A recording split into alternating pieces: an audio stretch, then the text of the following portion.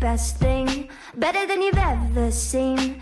I'm the new best thing, I'm gonna be the king. I bring that ching, ching, ching. Yeah, I'm the new best thing, I'm the new best thing. Hello and welcome back to Hedera Forum. We're so happy you could join us for this, our 23rd episode. We are very excited to welcome in Yonathan Lapchik, the CEO of Suku. Hello, Yonathan. How are you today? Hey, how are you guys? Thank you for having me. Doing good. Very excited to have you on today, and we're joined as always by Brandon. Hey, Brandon, how are you? I'm doing really well. Looking forward to this one. All right, so let's just jump right in. There's a lot of news surrounding Suku and the Hedera ecosystem here recently, and we're excited to dive right in. So, Yonathan, for those who might not be familiar, this is a very Hedera-centric sort of a program, as you're aware. But for the viewers who may not be familiar, maybe you could offer a brief history on your background and what your journey has been like building Suku, and specifically as it relates to Hedera. Yeah, so we started in the space a few years ago, building the blockchain lab at Deloitte in New York in 2014. So we spent my team, we spent 4 years helping different companies, Fortune 500, get into the blockchain space by educating them, then building prototypes, and then solutions. At the end of it, we met our last client, and we were helping them design a supply chain solution, and we fell in love with the concept, with the team, with everything that they were doing, and I decided to leave Deloitte to join them. And 7 of us did the same. So we this spin-off to join our client, and our client was Suku. So we've been working with Suku for since 2018 now in two main things. One is helping brands become more transparent through supply chain and traceability solutions, and two, to become more authentic through the solution, which what we call today is Infinite, that gets the focus on and the efforts into the NFTs. A year ago, more than a year ago, I think, when we were building the NFT solution Infinite, and we really needed to get a different network that was good on the fee side, but also on the governance side. We always had this dream of, if we are connecting with enterprises, and really our goal is to bring brands and enterprises to use our system both for transparency, traceability, and authenticity, then we need to work on a network that it's earned by enterprises. And that was a dream that we initially had. We saw that Hedera actually made that dream happen, and decided to jump on board, so move from Ethereum to Hedera to connect with those enterprises and be governed by those enterprises on a system that was scalable and that we needed in order to deploy our solutions. Good stuff. So you mentioned Infinite. So Suku offers several products, including Omni, Infinite. Can you elaborate on the current product market suite and kind of your governance structure? Are these subsidiaries? Are these divisions? Are they just products? How's that all work together? Yeah, so great question. So you have two sides. One is the traceability, which we call it Omni. And as part of Omni, you have the DeFi component, where it will give different enablers and different incentives to participants like farmers in order to provide the data that will allow the brand to be more transparent. And then you have other modules there, like how we connect NFC tags into this traceability solution. So that's one part of the business, which is Omni. And then the other part of the business, which is Infinite, which, I mean, we've been building, you can see the shoe here. We've been building this story around how do you create a story of how the shoe was manufactured, right? The different practices, the different participants, if you were taking green sources, if it was organic or not. And then the brands told us, I mean, I'm not only interested in getting the story of how the shoe was manufactured, but first I want to prove that the shoe is authentic. And that's Infinite. So the first piece of what I just mentioned was Omni. The second one is Infinite. So when you scan, the first thing that you will see if it's authentic, and then getting the story on how it was manufactured. So Infinite is part of the Suku family. It's a sub, so it's all part of the same parent company, and all efforts are driven to promote and to grow the Suku ecosystem. Okay, all right. So what does the future roadmap look like for Suku? Yeah, so right now we are on the Omni side, really focused on bringing more brands into the ecosystem. We have different features that are focused on the carbon side of it. So we have a module that really connects to an API and gives you the footprint for products. So you probably saw in the market like companies doing carbon footprint for companies. So you give them like a financial statement, and at the end they will give you a number. So we're doing the same thing for products. So in that sense, on the product, it's really focused on the carbon footprint and really enabling all these brands to come on board. And then on the Infinite side, we started with this concept of authenticity for shoes as NFTs. And now brands and different participants have been asking us to have a marketplace and have all this infrastructure to help brands come into this metaverse. Like, as we help brands create this transparent product, we're also helping come into the virtual world through in form of NFTs in this case. And there are multiple features that I'm sure we're going to go through that involve the Hedera community, and that we're trying to leverage all the tools and resources that we found in the community to give that infrastructure to brands to come onto the metaverse. All right. Excellent. Well, we recently learned about some news regarding a guest that we had on previously, which is Spencer Dinwiddie. And Spencer was on, I think, our 21st episode. And I was just reading that he's got a drop of 4 custom sneakers that are, I believe they might be game-worn sneakers that were customized by an artist or something. And I understand he's collaborating with Suku to enable this drop. And I thought maybe you could outline how this all came together and what that looks like. Yeah, so we started with this tag on the shoe that creates a digital representation as NFT. So because we have this proprietary technology, now we can issue NFTs of physical assets. So you have the NFC tag that goes into the shoe, that is tamper-proof. If you remove it, it's going to break the chip. And so now you can actually sell a physical product like a shoe or a car or a hat, like Hedera did with the hats, as NFTs. And then you can trade the NFT as many times as you want, and then at some point you can redeem it for the real hat or for the real shoe or for the real car. So this concept of physical to digital NFTs, I think not a lot of companies are doing that, and we can do it because the technology that we've been creating for the last 2 years around NFTs, around the traceability solution. So with Spencer, we wanted to test that concept, to sell physical shoes in form of NFTs. And I think it's all about stories. Like, he has a great story. We all part of this Hedera family. So it made sense for us to create this for the good. Like, all proceeds are gonna go to the Dinwiddie Foundation. So it's a great story of using both the Hedera community, also the technology that we created, and also looking at this as a POC for Galaxy as well. Like, if you think about Galaxy and how they are bringing different influencers into the space, you will probably see them trying to sell merch or trying to sell these stories about what they do and what do they create. So every time that we think about bringing that physical merch into the digital space, then we have the right technology to do it. And this is that first step. That is awesome.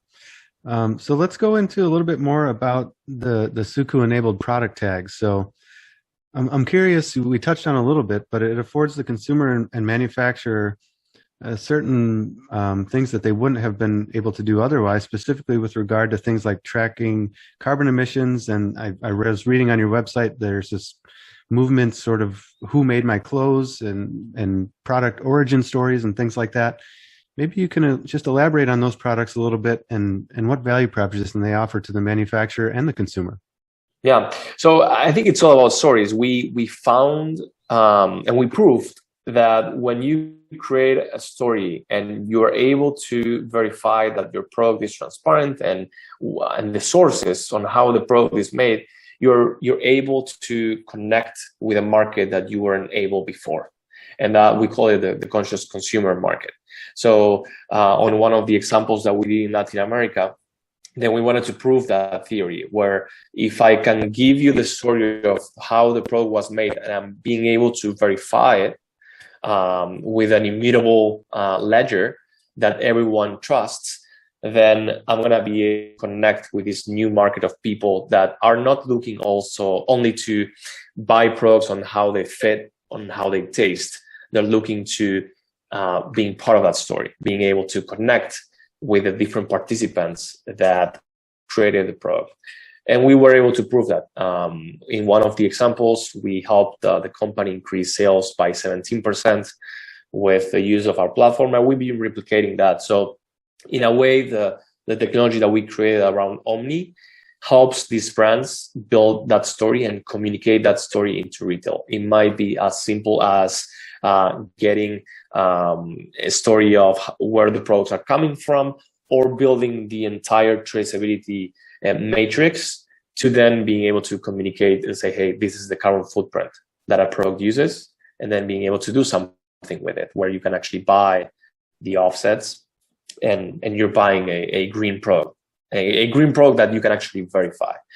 So really is every part of the same, is helping the brands become more transparent, and in the process of becoming more transparent, upping your game. And upping your game is by doing good to the environment and being able to prove or to do something with the impact of your actions, right? So it's been a great journey and a great set of tools that we're leveraging with different brands depending on the level that they want to get into. Sometimes it's just starting with a number of the carbon. Sometimes it's starting with creating the entire traceability. So it will depend on which phase they're in this green process that they follow. Very cool. So Avery Dennison is the manufacturer of the tags that you insert into your products. Has Hedera's governance structure assisted you in collaborating with Avery Dennison and other council members on the Hedera Council? Great question.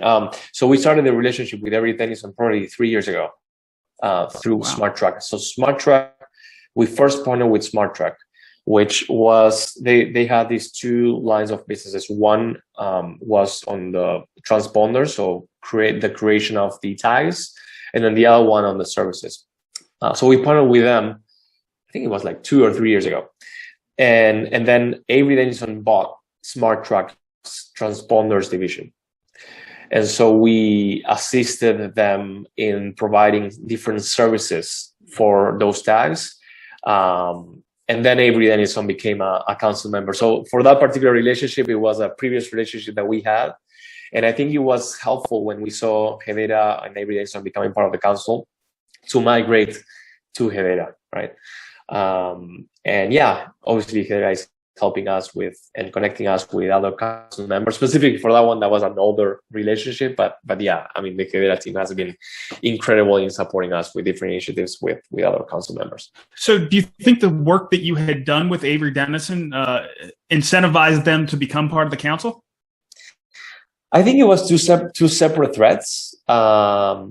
I think it was, I don't know, it was like serendipity. Like we were discussing the same things at the same time when we were about to migrate to Hedera, and Avery was in the same kind of project with the same people. Yeah. Like Avery is a huge company. So it was like, we're having a call with Hedera guys, and then like the next call was with Avery, and we didn't know that we were all connected. Yeah.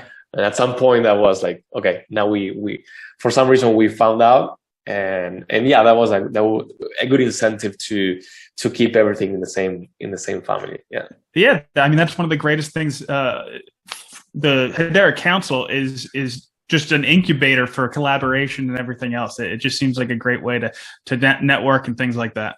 Yeah, for sure. All right. So Yonathan, you recently appeared on CNBC, I think back in May, and discussed crypto mining and renewable energies and Tesla, among other things. In this interview, you outlined how Hedera rates in comparison to some other networks, including Ethereum. And you mentioned earlier that you made the switch from Ethereum to Hedera. And we're not at all about, tearing down any other platforms on this program. It's just sort of for comparison's sake. I see value in many different platforms. But maybe you can outline a little bit more about that conversation and why Suku ended up choosing Hedera as the preferred layer one. Yeah, I touched a bit on it earlier on, but I think the three main reasons were, first, governance, which, as I mentioned, it was important for us to be governed by enterprises. From a long-term perspective, from a business perspective as well. Like, it's important when you're talking to enterprises, it's also governed by enterprises, and they, in this process of getting comfortable with using blockchain or distributed ledger, that the risk, the implementation risk on getting on something that they don't know, it's supported or mitigated by seeing other huge enterprises on the other side governing the network. So that was an important future and something that we were looking for into the next network for us. The second one was fees.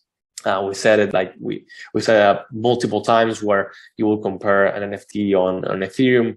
I think we said something on CoinDesk a few months ago where it was like $80 to mint an NFT on Ethereum compared to $1 in Hedera, and then I don't know how much money was on Ethereum to transfer it, but on Hedera it's like a penny. So fees was important, and it's still important from an adoption perspective, where you're bringing brands, where you're bringing users, from a scalability standpoint, but also from a usage and utility standpoint.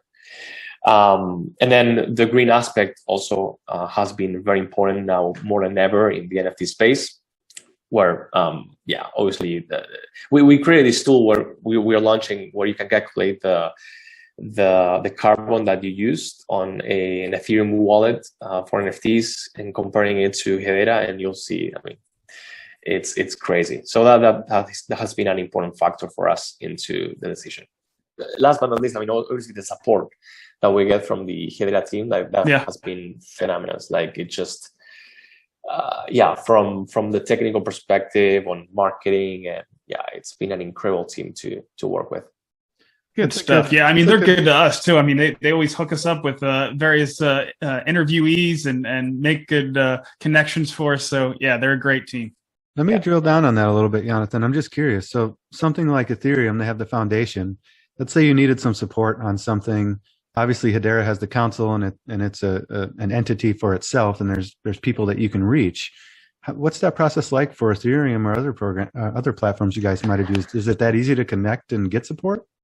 I mean, it's like you are a small fish in a huge pool. So it's like, you get the support from a technical perspective, like you jump on a Slack or Discord and you get answers.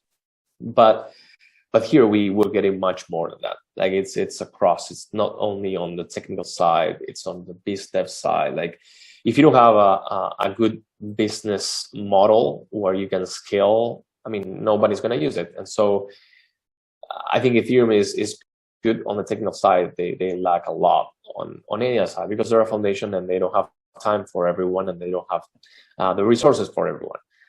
We found with Hedera the right synergies to collaborate on multiple fronts and succeed. So I think it's difficult to compare the support that we're getting on Hedera that we used to get on Ethereum specifically. So another piece of recent news pertains to Ariya. That's a new media company that will be utilizing Suku's NFT engine. Can you offer any additional information surrounding this partnership? Yeah, so in our goal to keep growing this infrastructure play around authenticity, and for Infinite specifically, to allow brands become part of the metaverse, is that we are offering this white label solution of a marketplace and NFT production, where any brand or any company can go online in a couple of weeks, right? And so with Ariya, We are supporting them, giving our technology and our platform. They are bringing all the licensing and all these deals, and we're going to be launching this marketplace powered by Infinite and Suku. So it's been a phenomenal partnership. As you've seen, they have relationships with the NBA retired players, MLB, NHL alumni, and they have a lot more coming in. So, and everything is on top of Hedera. So it's a win-win-win across the board. And yeah, we're going to see, hopefully we're going to see a lot of traction there. So thus far, we haven't seen a lot of token transfers on HTS or creation. I mean, we've seen some. Do you see that starting to ramp up here in the near future? Yeah. I mean, for that, we're just launching those solutions. So these are all coming online as we speak. And yeah, we're excited and really optimistic about the traction there. Good stuff. So you mentioned in the past the importance of network effects for Suku. How have the network effects been progressing thus far? And what are some of the top things the Hedera community can do to help? Yeah, definitely. We've been testing a couple of things to see the product market fit across these solutions, specifically for NFTs. We learned that there's a lot of interest in the Hedera community to be part of it. One of the things that we enabled that to bring the community on board was HBAR payments. So we are now releasing HBAR payments for all marketplaces powered by Infinite. The first one is going to be this drop with Spencer this Thursday, where the Hedera community is going to be able to pay with HBAR. So buying HDS NFTs with HBAR. So I think that's important. And we've been receiving, since we launched this Infinite project, we've been receiving a lot of different requests from multiple people and companies that wanted to issue green NFTs on Hedera. And we started with this curated, and we only allow certain projects to go in to open this up for the Hedera community. And something that would be announcing. I think I'm announcing it now. We are. We got an exclusive. No, we're gonna open up our marketplace directly to any artist, any community member that wants to issue green NFTs on Hedera to create your own NFTs. They wouldn't need us. We can support obviously, but they wouldn't need us to go through this vetting process and they can launch their own NFT. So we'll be doing that probably in the next 45 days. Anyone can go in. Like, I think we saw some a couple options there in the market. I think with a full-fledged UI and good experience, like having like an OpenSea for HTS, it's a good next play to bring the Hedera community on board, and we'll be doing that. So that's one place where it will be important for the Hedera community to be involved, to learn from it, to ask questions, to bring different artists on board and growing that part of the ecosystem. Oh, that's exciting. All right, so I'm looking at that Jordan behind you. That's the Air Force One, I think, right? On the shelf behind you there. Yeah. So, there's this connection with Spencer Dinwiddie, who's with the Brooklyn Nets. For those, I'm sure everybody watching this probably is familiar with Spencer and Galaxy and what they're working on. So we talked about that partnership. We just touched on Ariya, and they have the link to, I think, something like 1,500 ex-NBA stars. And so I was just wondering, are you a fan of basketball? It seems like basketball seems to be sort of leading the charge here with Top Shot and all of these different sneakers and all of this culturally just cool stuff. So where do you land on all this, and are you excited about anything else? Great question. I mean, we started with sneakers a year and a half ago, I think it was, even before Top Shot. If you think about what we were trying to prove, first traceability, then authenticity, we had tags. Like, if you're trying to prove a technology into a vertical that really needs it, sneakers is one, where there's a lot of counterfeits that the market is not efficient into proving that something is or not authentic. And so we wanted to test that vertical to use these tags, and we have a good scaling model for that. But that's the reason we started with sneakers. And then we said, we're going to replicate this with other different verticals. In that process with sneakers is that we started getting involved with community members, and those community members were NBA players and different participants in the NBA. So yeah, we did those two, and there's like another 3-4 opportunities that are coming down the pipeline that are going to be announced soon. Myself, yeah, I'm a basketball fan, not necessarily on the NBA. I'm originally from Duke, so I've been a huge college basketball fan. I mean, a Duke basketball fan, I would say, and that's my connection mainly to basketball here in the US. Well, you're going to have to start a new chapter because I hear Coach K is stepping down, so it'll be a whole new look at Duke probably in the years to come. I know. That's not the news. I know. So, Yonathan, you mentioned that you started with shoes because you saw a huge need there. I know in the past you've mentioned doing handbags and other products. Have you started to do some other products? Yes, there are other verticals that we are putting the tags on. Handbags is one of those, now collectibles, and there are a couple of opportunities also with NBA assets, which are not sneakers. So yeah, we've been going through those opportunities, and yeah, those are coming down the pipeline now. There's one other person in the NBA who I know is a big proponent for Hedera, and it's, I think, an executive for the Indiana Pacers, Kevin Pritchard, who we've been communicating with him a little bit, and we're trying to get him on. So if he sees this, Kevin, come on and join the forum. But yeah, I can see where there's some synergy there just between the interest in Hedera and how Suku landed on Hedera serendipitously with Avery Dennison. It seems like there's roads that are just sort of funneling to Hedera and among like-minded people. So good sign for the ecosystem. Yep, for sure.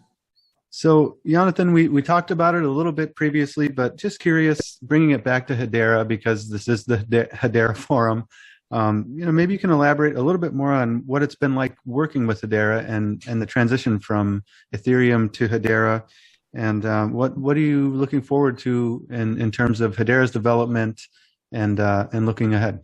No, amazing. I mean, amazing opportunity. I mean, we are truly thankful with the entire team over there, from technology to marketing to biz dev. I mean, it's been a tremendous opportunity for us, where we really find these projects that benefits both layer 1 and layer 2. We're probably in like building all these applications on top. And so, yeah, great opportunities there. We are working also on some improvements in HIPs, where we need some kind of technical capabilities for NFTs, for the things that we're doing, either from like how we compose different NFTs and how they connect with each other, to standardization of NFTs. So we're looking and working with them on cool stuff. I think there's a couple of HIPs that we are submitting now to the community to propose those. So yeah, really exciting on the NFT side, and also on the carbon side, which the Hedera team has been working a lot there, and we have the right tools to enable some of those projects. So really exciting times.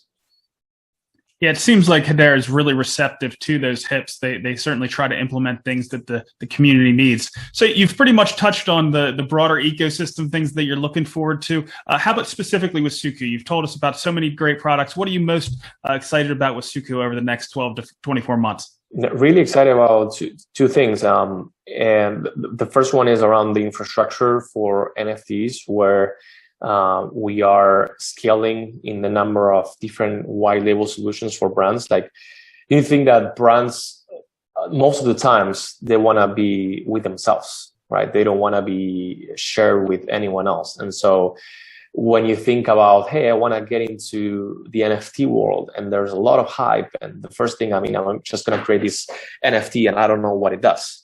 Then, okay, that's a good first step into testing the technology. What we are trying to do now with these brands is to create a long-term strategy to say, hey, you can actually create your own NFT store inside your site.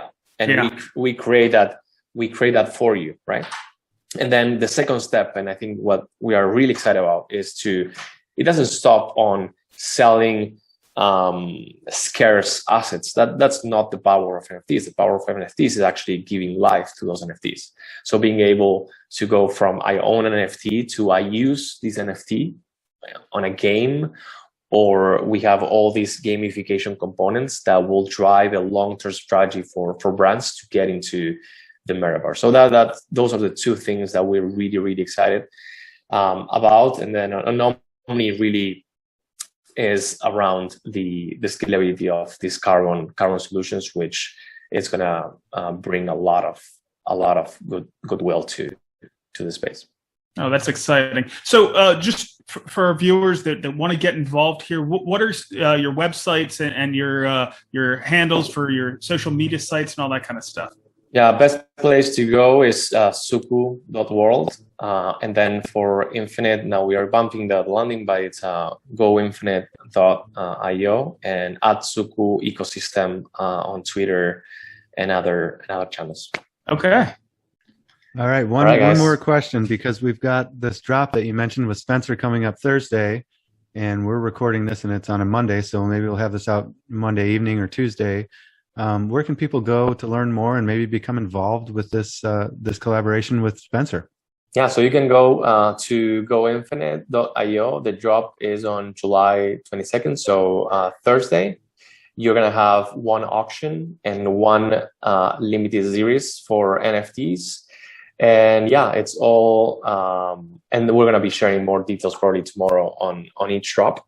But yeah, it's all Hedera NFT drops enabled by HBAR, by Spencer on the Galaxy on top of Hedera. So yeah, really inviting the Hedera community to be part of it.